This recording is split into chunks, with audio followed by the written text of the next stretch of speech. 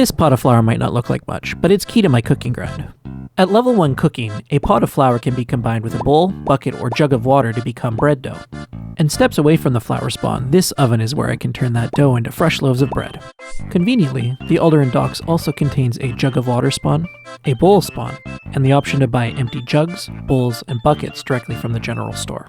For my water needs, there's a fountain tucked in the corner of the chunk for refilling jugs and bowls, and a well between the gem shop and the fruit store where I can refill buckets.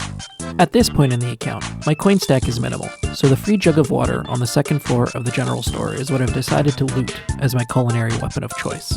Since this is the only item in the chunk pre-filled with water, I can loot and immediately combine it with the flour to make the bread dough. I can then head directly to the oven and bake my first loaf of bread. Bake my first loaf of bread.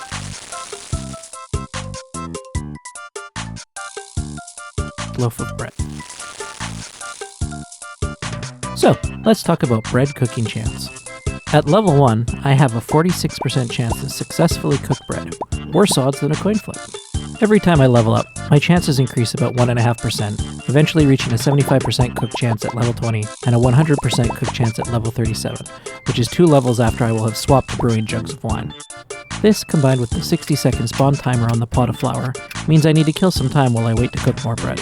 The only other cooking option I have at level 1 right now is raw rabbits from Trader Stan's trading post on the pier.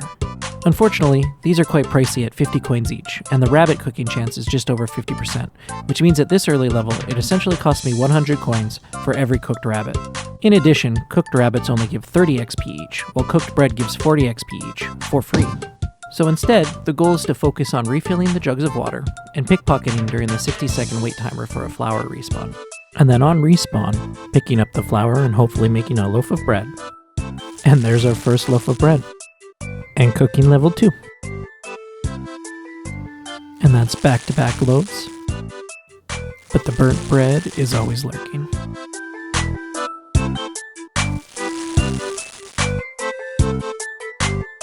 Level 3 thieving. My HP is only 10, so the bread is also starting to be critical for keeping me alive through failed pickpocket attempts. Cooking level 3. Thieving level 4.